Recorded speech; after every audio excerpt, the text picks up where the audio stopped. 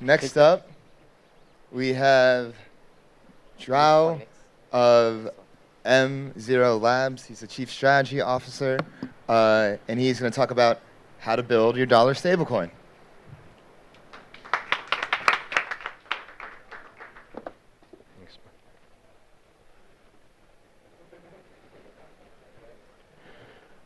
Hello, hello. Can you guys hear me? So I'm Joao. I'm Chief Strategy Officer at M0. As said, prior to M0, I worked at Circle for about 8 years. I led the product teams at Circle for a little over 6 years. I led the build out of USDC, Eurocoin, CCTP, kind of all the stablecoin products that Circle eventually had in the market. And I left in August last year because I believe that we are only scratching the surface of this sector. It's clearly the hottest sector in crypto, whether you like it or not. I agree with what was said just before. I think one of the reasons why I'm excited about stablecoins as a piece of infrastructure is because I do actually believe it will be the underlying substrate for next generation banking effectively. I think we will look back 20 years from now and I think we will see commercial banking being rewritten, not exactly in terms of the technology that we have today because it's still V1, but at M0 we are trying to come up with the V2 and the V3 of what's necessary. So just a raise of hands, how many of you are involved in building a stablecoin? All right, not too bad. Would love to talk to anybody who's interested after.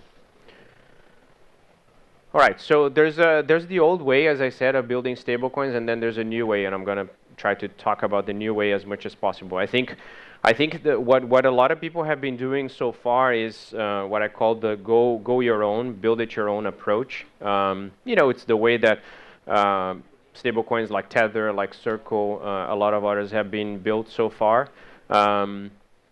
It's a really complicated piece of product to put into market, and effectively the reason why you have kind of a winner take most model in this sector is for a lot of reasons the difficulty that I think people underestimate when bringing a product like that to market. I think in general a lot of these products tend to be led by tech folks like myself. I am a technologist, and building an ERC20 token for a stablecoin, there's really no building. You just copy and paste from something that has already been done. But usually the complication is what sits around. So for example, if you start from the bottom, right, from the back end, and I'm talking more specifically here about stablecoins that are collateralized by real world fiat money. So that complicates things a lot, because if you want to build a product like that, you need some sort of reserve collateral infrastructure. You need a partner, you need a bank, you need to be able to custody and manage a portfolio of assets. You need to choose what assets are going to compose your stablecoin. Then there's usually the issuance or primary market side of things, which you need to be able to onboard customers. People are going to come to you saying, I want $1 million worth of this, I want $2 million worth of this. You need to be able to manage those orders. The technical part, the minting and burning, which as I said, tends to be the little box that people focus on and say, I built my stablecoin. That's obviously just a tiny tip of the iceberg. And then you need infrastructure like payments and settlement. People are going to send you as an issuer funds. You need to be able to observe settlement of those and convert into the digital version of those. I think over time we learned that there's a huge need for transparency and accountability. So usually people have pushed out the responsibility for actually verifying that these issuers have the collateral that they say they have. So you need things like attestation. You need a ton of reporting work. You need systems of record or oracles for where that collateral is and how it's composed in as frequent a basis as possible. And then I think you have on the top what actually is building a stablecoin, which is the most complicated part. I think a lot of issuers have gone, as I said, their own path, just building a product and then hoping that a market would be found for their product. I think that era is done. It's over. Nobody will be able to penetrate stablecoin markets anymore as an isolated issuer unless they own the distribution, unless they actually own the distribution channels. And in those distribution and secondary markets, you need things like composability, interoperability, incentive mechanisms. You need to find the utility. Liquidity is always a problem for new products, and obviously you need brand awareness. So as I said, if you are a company or an entity capable of building all of this yourself, you might have a little bit of a chance. Most people actually don't have a chance, and 99% of the new up-and-coming issuers are going to fail. We still have companies that we know are about to launch their stablecoins. We still think those are going to be failed enterprises. One of the biggest problems with that approach is that everybody keeps building all these things. I don't know if you guys are nerds about studying the history of money as I am, but study the history of commercial banking. Go back to the 1800s and look at how commercial banking started in countries like the US or in Europe, and you will see that it's exactly what we have in stablecoins today. It's like, a bunch of issuers printing a bunch of money. None of this shit interoperates with each other. It's all the same dollars, but everybody's creating their own wrapper for it. And it's going to end. This is not, if we want to build a better financial system, like this is clearly not it. So what is it then? Well, we think the future infrastructure for stablecoins look, as usual, like an evolution of what we have today. So first of all, we need multi-issuer models. This idea that you have, a single pseudo-commercial bank printing their own money, it's very 1800s, as I said. It gets old pretty quickly because, you want to interoperate. And I know usually when I say this, people raise their hand and say, what about Curve? What about trading? That's not interoperability. If one stablecoin requires price discovery to go to another asset, that's not interoperability. That's just a market. We need actual interoperability. Otherwise, the banking system is better than stablecoins, right? If you transfer funds from Chase to Bank of America, there's no market for your dollars there. It's just infrastructure that has been built over time. And these networks need to be open, ideally. I mean, again, if we want to build something better than the banking system is an open federated model, right? Commercial banking system is an open federated model. I mean, if we have what it takes here, we can raise our hands, go to a regulator and ask for a charter to build another bank, and it's open. I mean, it's half open, it's a really kind of hard and high barrier for entry, but it is open. And stablecoins are not open. If I raise my hand and go to Tether and say, hey, I want to issue your coin, you know what the answer is going to be, same for Circle, etc. It needs to be multi-collateral in terms of form factor. I think there's been already a lot of evolution in terms of what is the best and most pristine collateral. I think everybody understands that the core of the dollar is U.S. Treasuries and some short-term version of that. But I think that will evolve, and I think these protocols and these solutions have to be able to evolve with that as well. It needs to be able to support multi-stablecoin. What I mean by that, and I'm really not a fan of the term stablecoin, but I was there in the early stages when this erupted. But I think every stablecoin as we see today will resemble more as bank deposits as we know them today. So the dollars, when people say dollars, you have to scratch a little bit more under the surface to understand what people mean, because there are many different form factors, right? You can be talking about cash, and that's the most underlying kind of representation of the dollar. But if you're talking about the deposits on your bank, they have a specific kind of risk profile and specific quality properties to it, right? And it doesn't mean that if you have dollars on Chase that they're better or worse than dollars on Wells Fargo and so on. It's just different, and different customers are going to choose different things. I believe that stablecoin flavors over time will resemble more like that model, as it was said, sort of deposits with this issuer, right? So a particular version of that. But the problem is that today they're not interoperable. We need to build interoperability. I think we need self-regulation, because this infrastructure for this kind of product will essentially be global. We don't have global regulators. Regulators are bound to countries, to nation-state systems. I think people love to talk, what about regulation? Is it coming? Do we have better regulation? I think we spend too much time. I think the sector has to self-regulate a little bit, and things will fall in place. I think there's a lot more technology that needs to be built and will be built. And I'll talk a little bit about this later. And again, if you have a common and interoperable network, you can benefit from shared liquidity, which is something that's necessary today.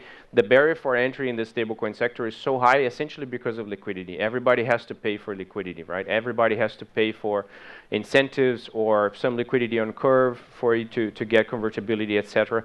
Not everybody is PayPal, who has 10, 15, $20 million to waste on things like that and get it wiped out after a few months. So we need better solutions for this. So what do we are trying to build at M0? And I'll skip this, I think, in the interest of time.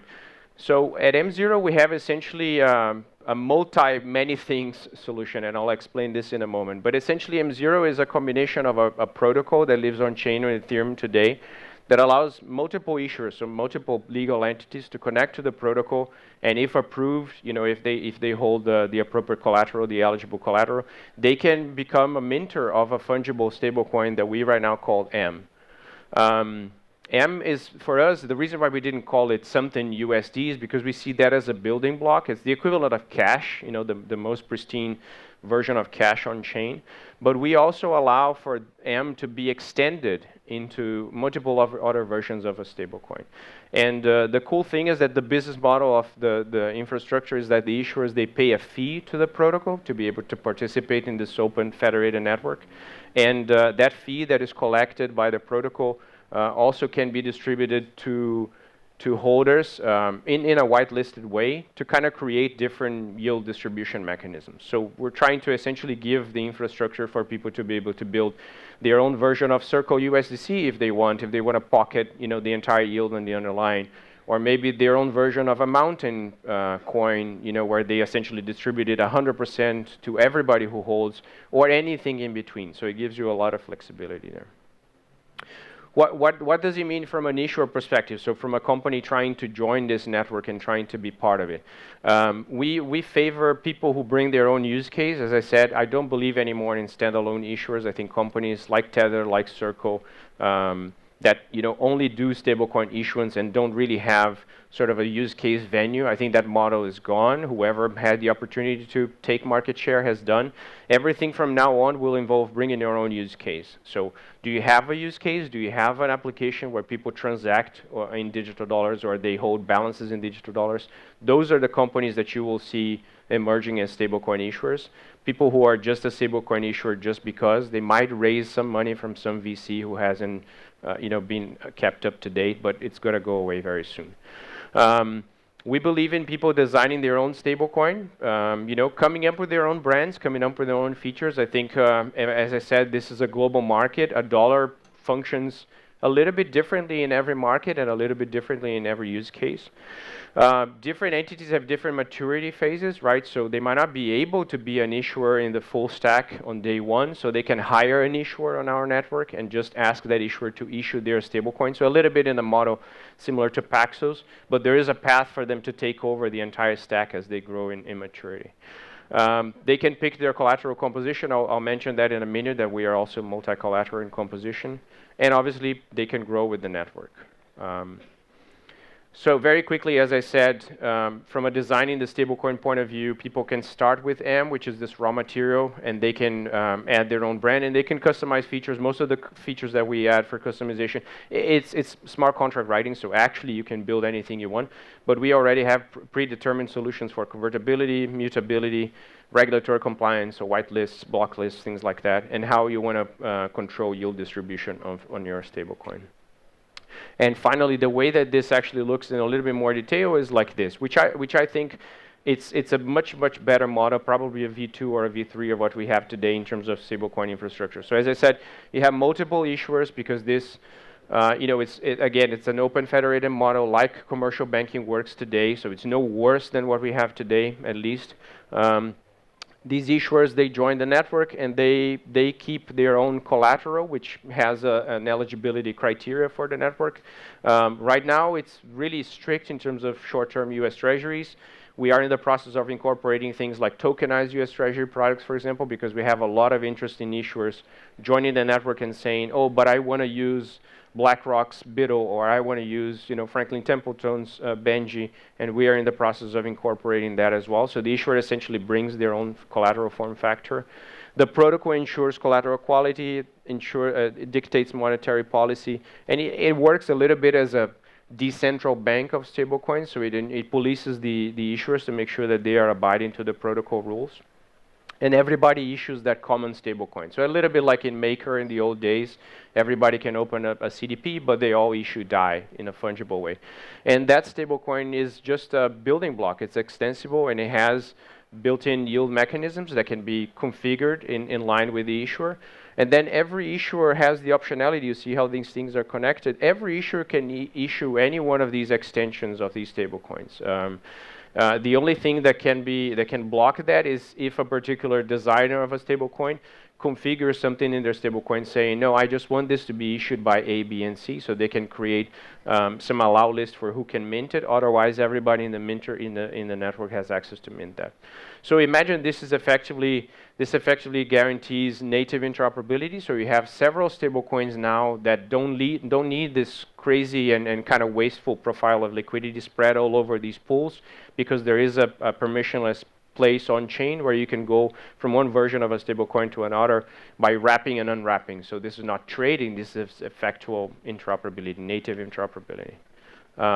We believe this is a better model. We are in the process of onboarding a few issuers. There's one issuer live on the network with about $75 million worth of TVL just after launching in July and August. We are onboarding a couple more issuers, and as I said in the beginning, if you guys are involved with the launch of a dollar stablecoin, if you know anybody who's interested, we're happy to discuss with people, because we think this network model is the future, really. So thank you for it.